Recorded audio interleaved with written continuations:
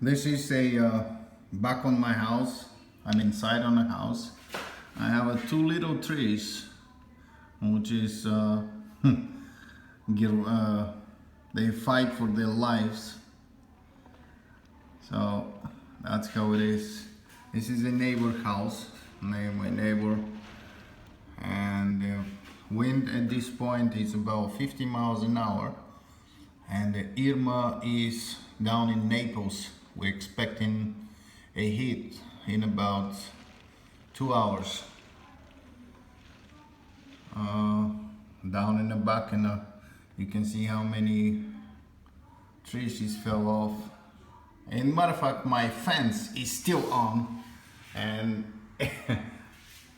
it's not fell this down yet. So, but we're gonna be in a very bad situation in about 2 hours. Alright, so there you go, 50-60 miles an hour.